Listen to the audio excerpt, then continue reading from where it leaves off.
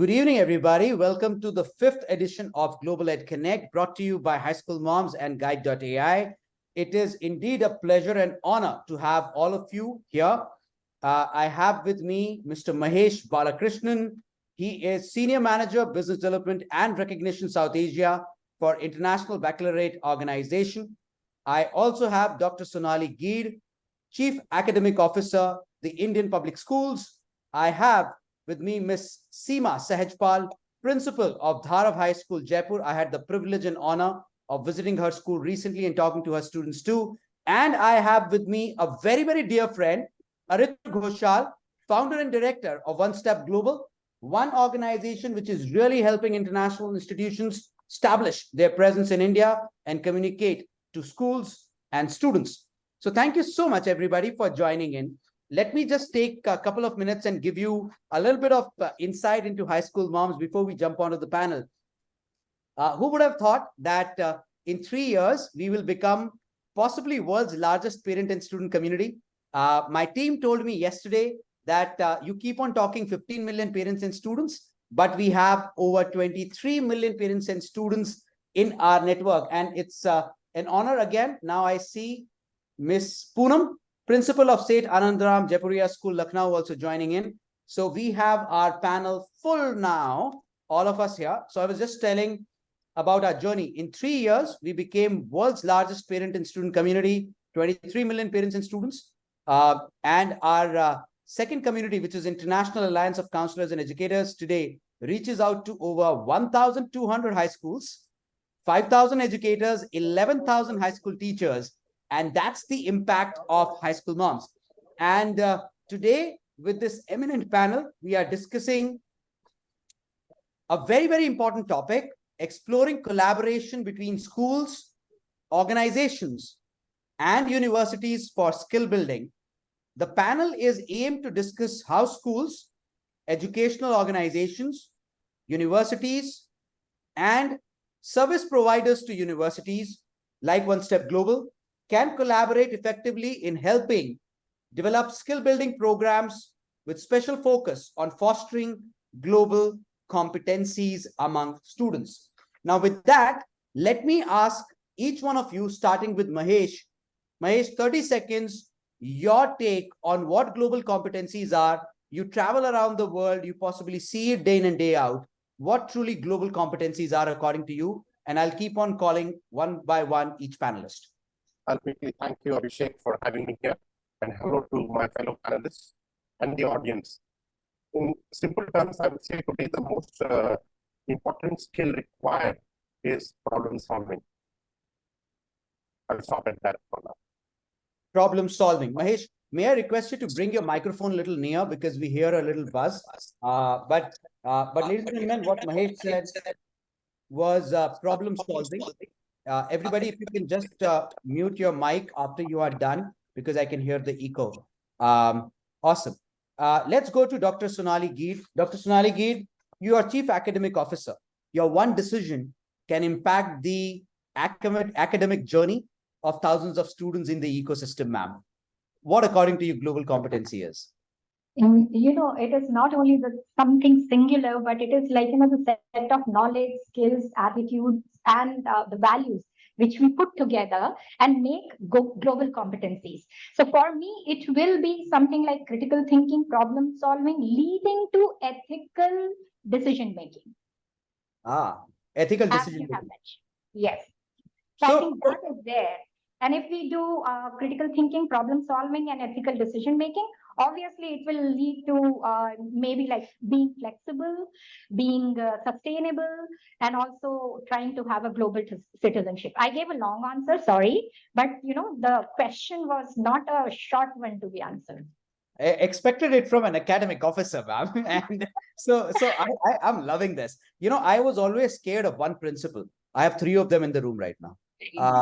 So you can imagine my situation.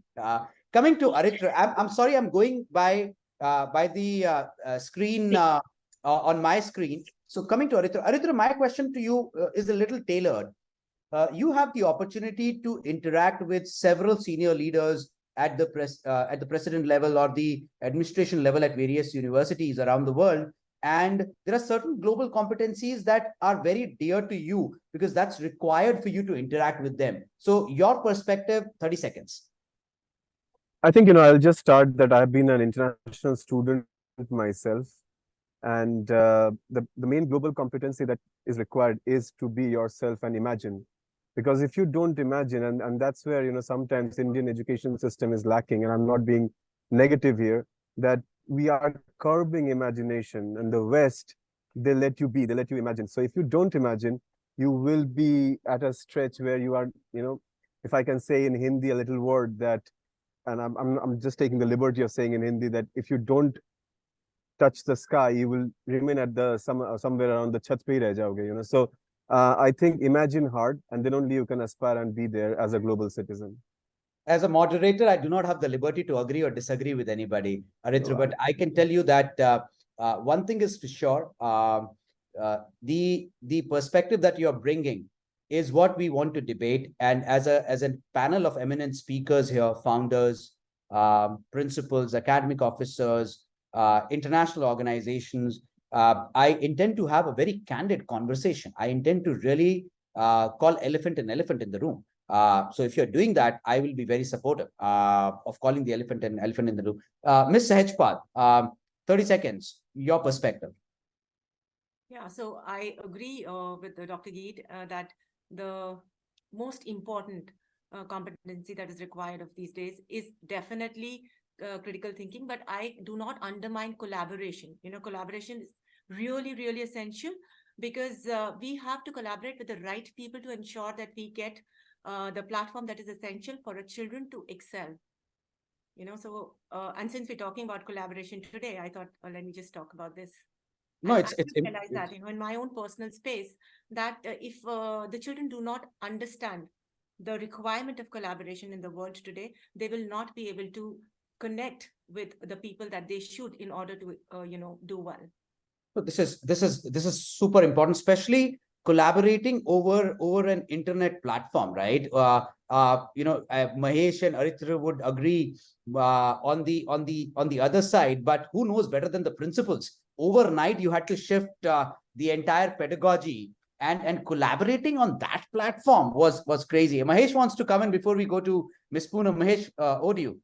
Yeah, thank you, Abhishek. On collaboration, I would like to say most Indian organizations want international collaboration. I would rather see them collaborate more domestically as well.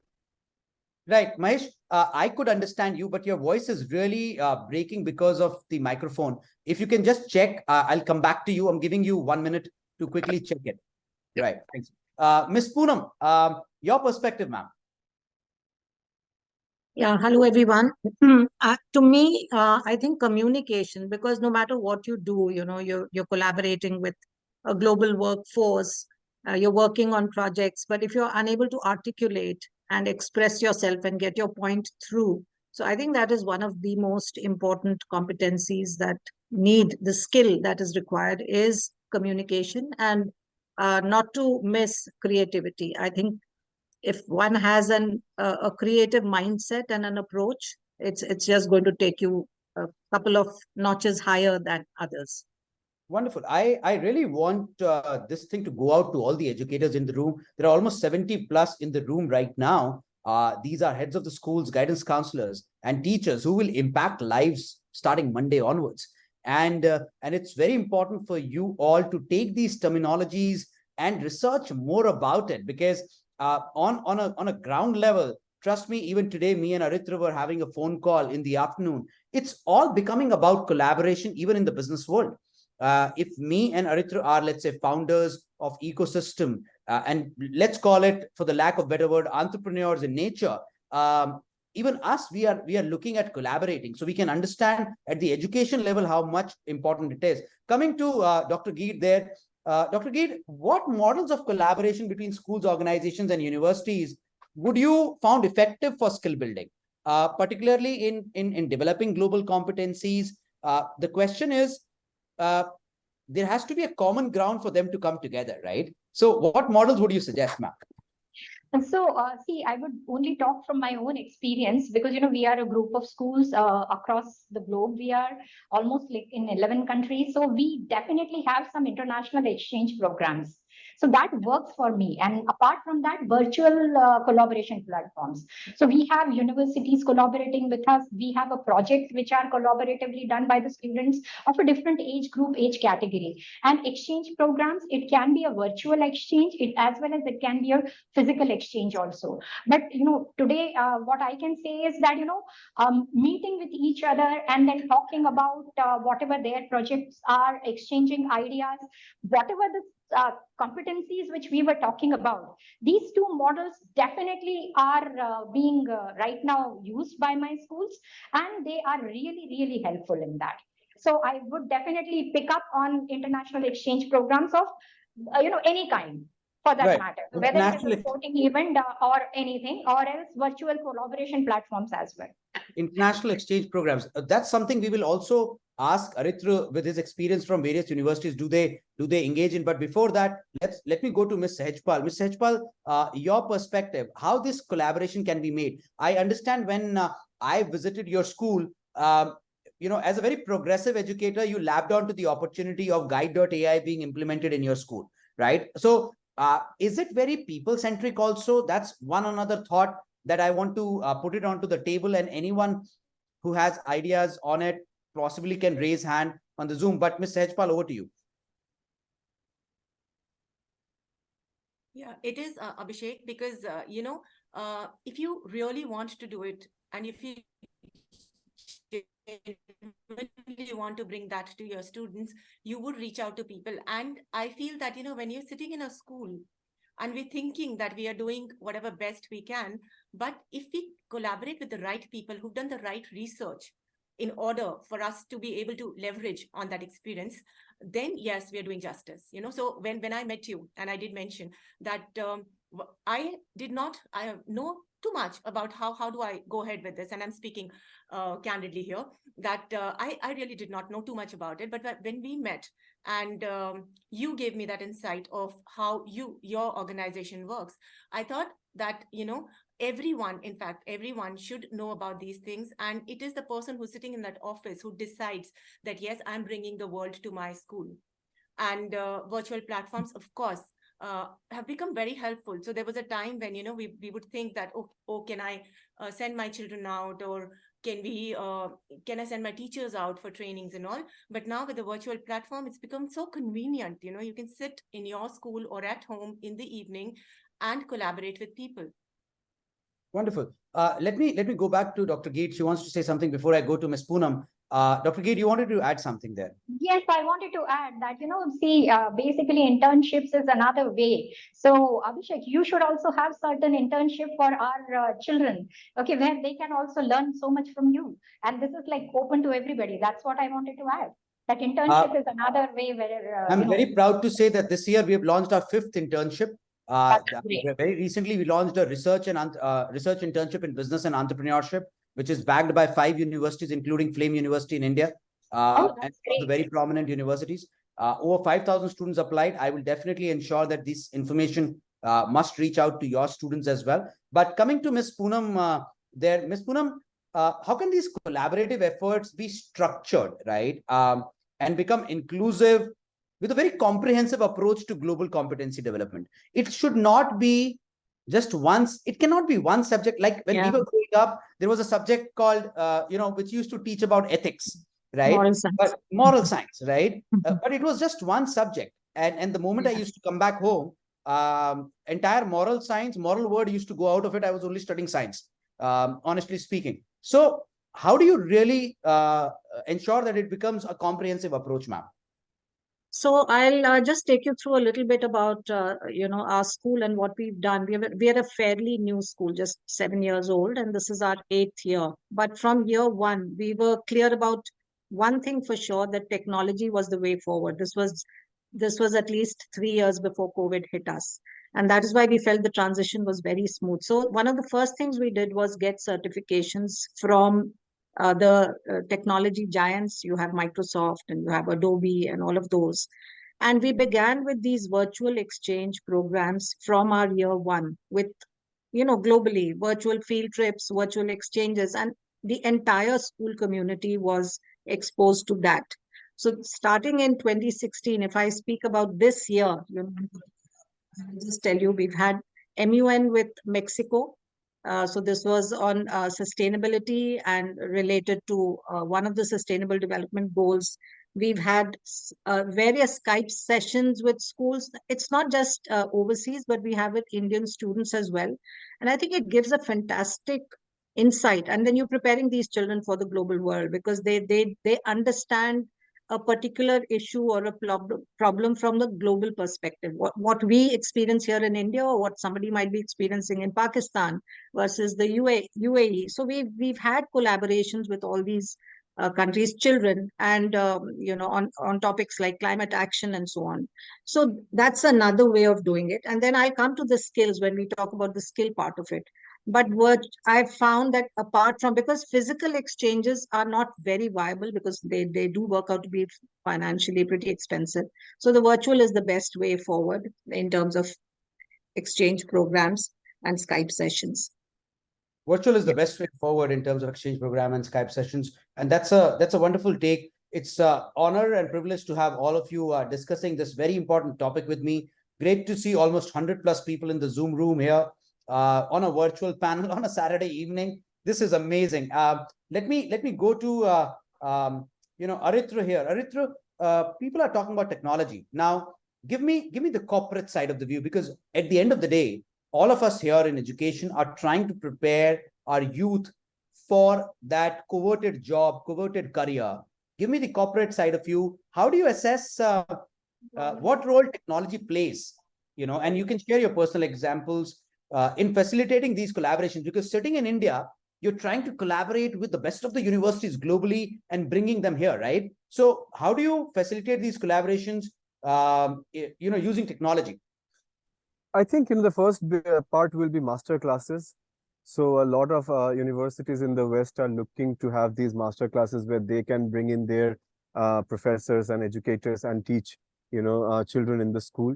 So that is one. Second is that they are looking to, and we did one, we did one ourselves also at one step, that there is a TED Talks, and we named it Ed Talks. So we done away the T. And we called in students from all over India, and we asked them that go ahead and answer, ask whatever you want to ask them. However, one thing I just want to add, technology can play, or virtual can play up until a point. But if a student really wants to be a global citizen, then experience is also very, very important.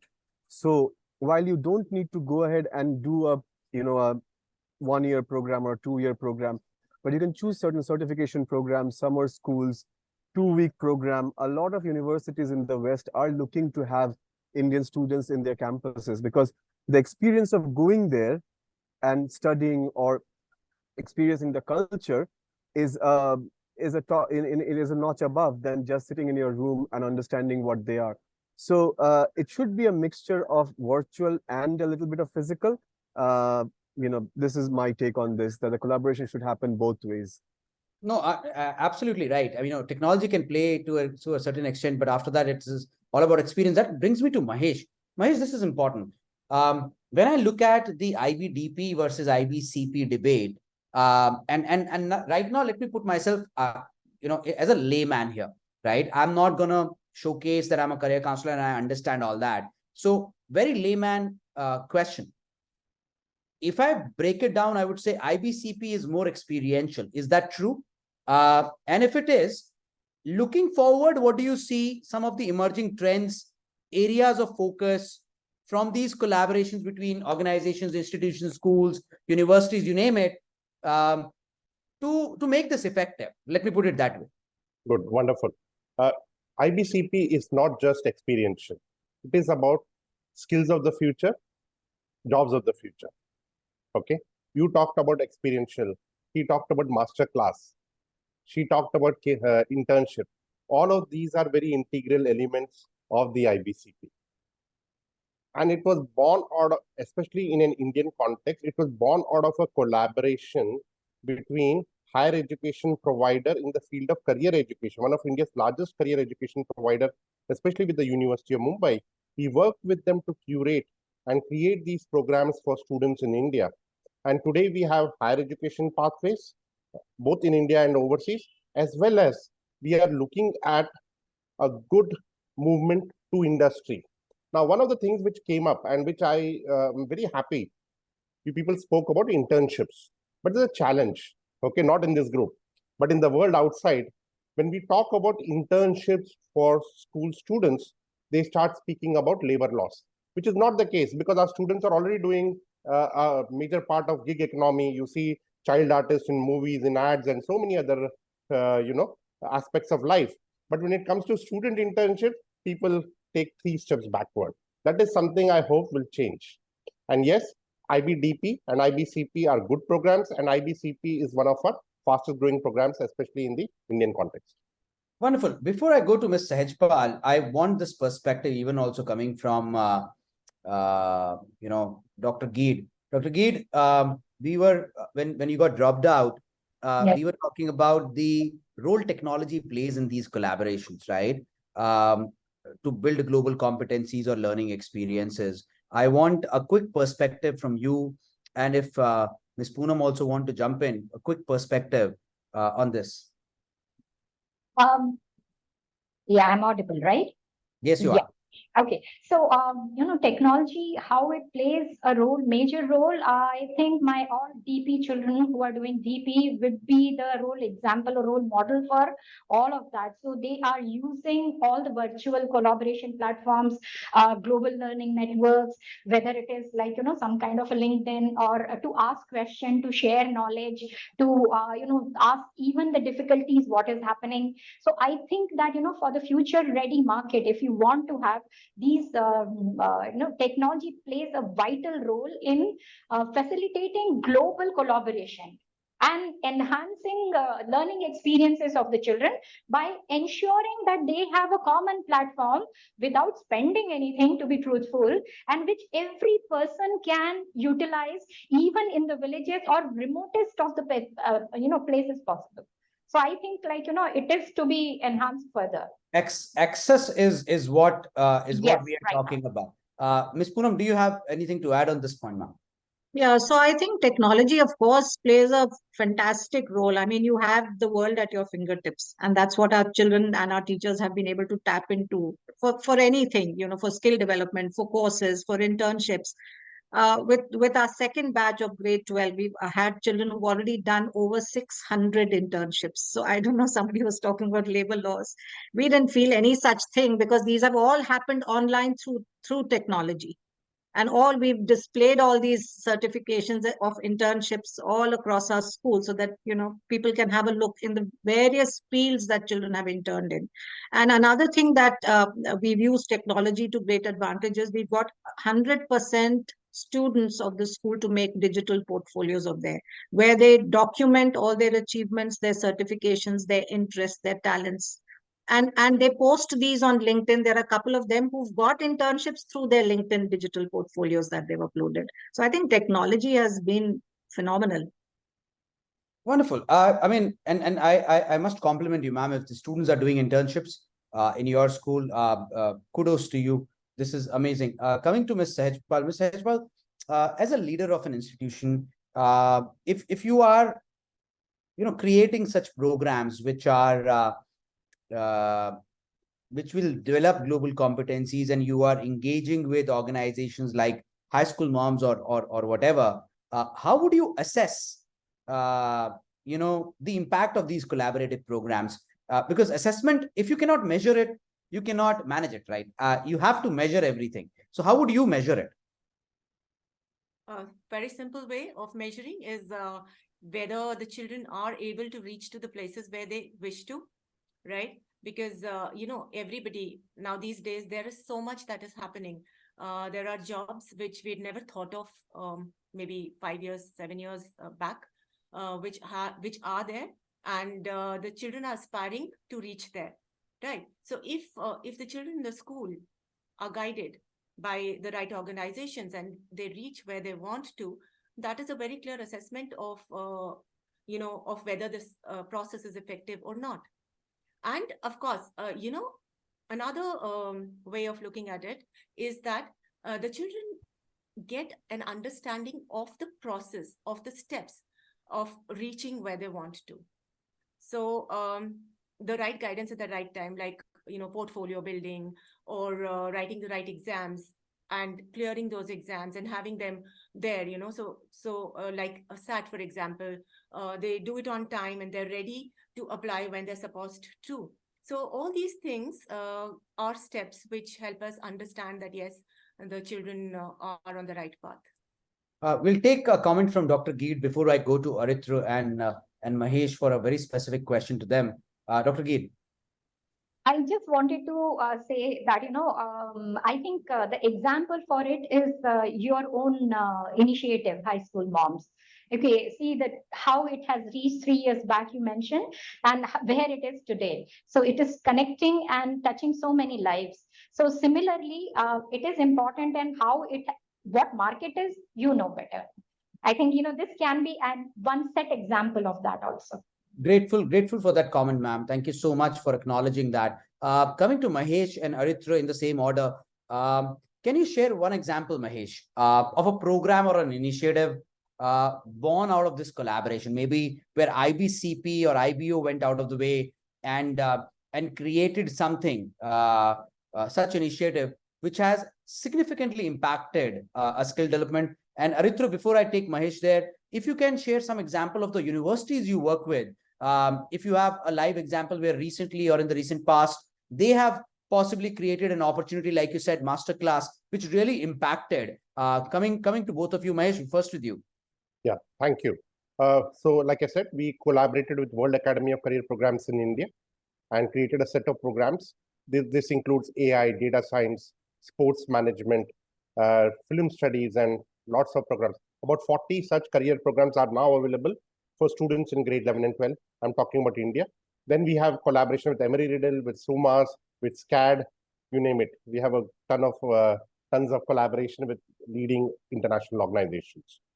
Wonderful. Aritra, if you can share some examples of universities, I do not know whether you can take the names of the universities or not, but some examples so that even principals understand that universities are ready to bring these kind of opportunities. Yeah, I think, I won't be able to take the names. You're right that it is very difficult for me. And when it comes to global, they're very pedantic about name taking. Right. But at the same time, I will say that, every global institution that we talk, they know that the knowledge hub, the elementary education, the primary education in India is fantastic. It cannot be taken away. The talent that we have is world's youngest country. So everybody is looking at India. Right. But specifically, I can say that there is, we have done something on cloud computing. So because cloud computing is mostly about remote learning and, remote access to everywhere. So with a particular Irish university, we did a cloud computing project, and they brought in their, the skill, the talent and everything. And we did it with 80 schools around Maharashtra. They did one, hackathon plus project, and the president traveled down to give away the prizes and everything. So it was nothing to do with student recruitment. The problem that we always face is that as soon as, an international university goes up into a school, they think that they've come here to take away the kids, and to go to take them away to a different land. It's not always like that. It's also about, they are also feeling that how can we learn something from Indian school system and get, give something back to the Indian school system. So the hackathon was one very, very, comprehensive project. And the cloud computing project that we did, both with 2 Irish universities, mostly in the Mumbai and suburban Mumbai area. So that was one I can tell you for sure, as a specific example. Thank you, Aritra. I know as a moderator, I'm not allowed to share my experiences, but allow me for 30 seconds. I cannot stop myself being a speaker before I go to Mahesh and take his inputs.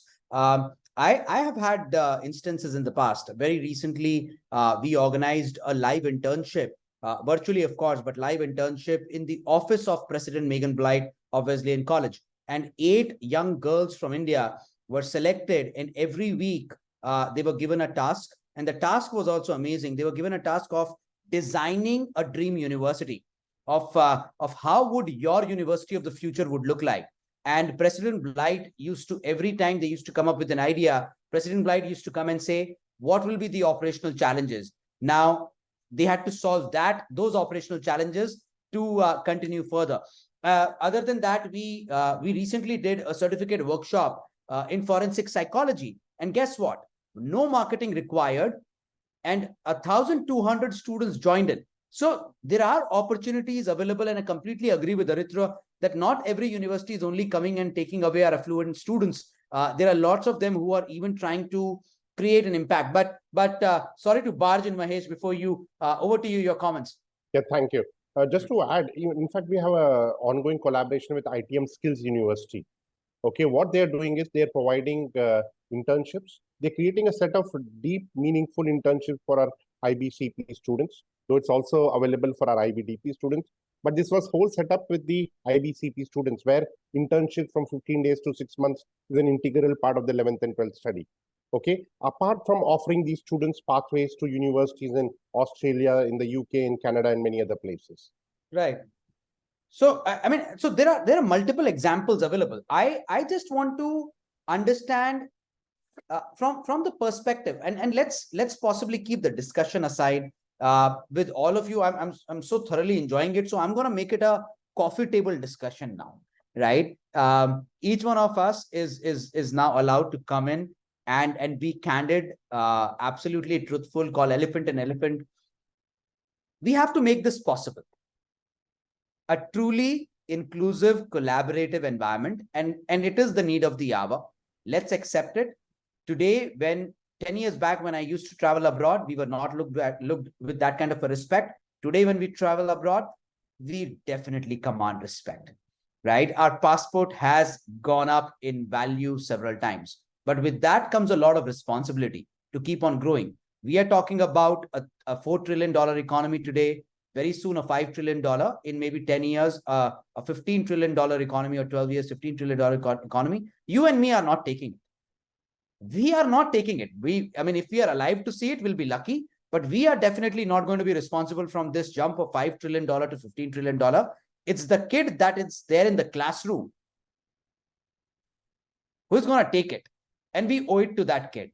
So let's take a clear-cut perspective here. Which is the biggest impediment? What is the roadblock? And I want very clear answers. Mahesh and Aritra, you can possibly bell the elephant right now if you want to. Where does the roadblock happen? Does it happen at the administrative level?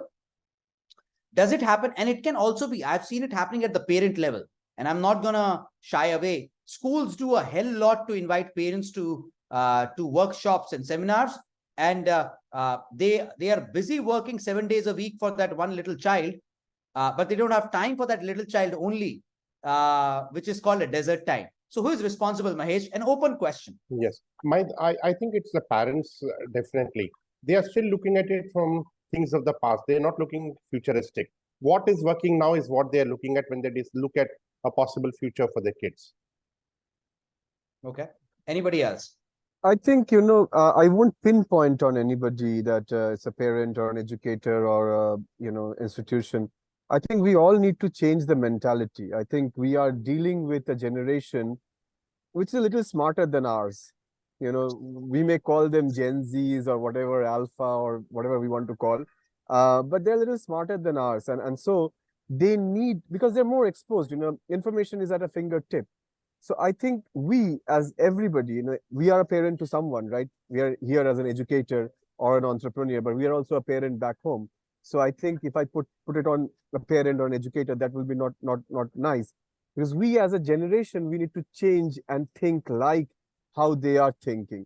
And they are really thinking that they can question. Back in the day, you cannot question your professor. The professor is always right. But nowadays in the schools, I see and say that, no, you're wrong, maybe, I know this better. So when I went to study abroad, and I'll finish up this, that when I went to study abroad, people sit like this, or they will put their legs up, or they will, and I thought that, my God, bunch of, hippies in my class. But then I felt that they are making them very comfortable in the classroom so that people can express. So as a unit, I think we have to take the responsibility, be it a parent, be it educator, be it anybody who is in this space, that we have shifted, a generational shift has happened, a transition has happened, and we need to actually think like these kids and act like them. Because as I said, and I will wrap this up by saying that they're a little tad bit smarter than us, and that's why you are right that from 5 to 15, I have no doubts that India will reach, because this generation is fantastic, in terms of intelligence and intellect. Oh, trust me. And now I'm going to come to all the three educators in the room, Seema, Poonam, and Dr. Gate here. And I'm gonna be candid. I'm gonna ask a question. I'm putting you into spot. You can blast me later on.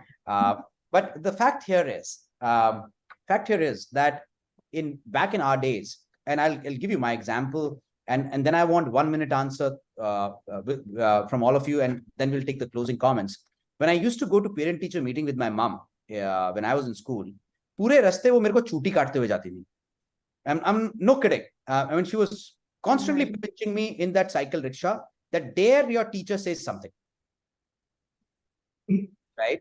That was the amount of respect, my mom used to have for my teachers. Forget about me, right? I mean, dare your teacher say something. And whenever my teacher used to say that he turns around and keeps on talking to the classmate, my mom used to come back pinching me again, right? Now, those days were where teacher was sacrosanct. Today, we are looking at a society where a kid enters a classroom after learning from YouTube, where he had the convenience of stopping, replaying, forwarding every time. And let's accept it. Nobody can teach better than YouTube. Let's accept it. You cannot be a better teacher than YouTube. You can bring empathy, but subject matter, YouTube has it. In such a scenario, all three of you are actually competing with YouTube, not even with fellow educators, right? And that's what students are doing it. Now, in such a scenario, what competency, and I'm connecting it to competency because that's the theme of the event. What competency would be required in your teachers at all the three schools that as leaders you want to develop? I'm not saying it's already developed right now. It will always be work in progress. And then I will ask Aritra and Mahesh how IBCP and organizations like One Step Global or HSM can come forward and help you in that. Let's start with Dr. Geet, Poonam, and then Mr. Hejpal there. Well, technology literacy is something which we are looking forward to. Okay, so technology literacy needs to be taught to the students. And for that, what I feel is our teachers also have to be equipped to use and access the technology and evaluate the information from any global source, basically. And also, they should also know how to leverage digital tools for communication, collaboration, and problem solving. Because that area, what you mentioned that, the younger generation or the new generation is fantastic, but we, the teachers, are still from the old era. So, it is a struggle with us right now. So we need to first equip ourselves to at least try and be with them. Of course, they will be up far ahead because they are very casual about this technology, whereas we as teachers have to know that technology first. And then also navigating through this technology critically and evaluating the information in this digital age. That is what I would say.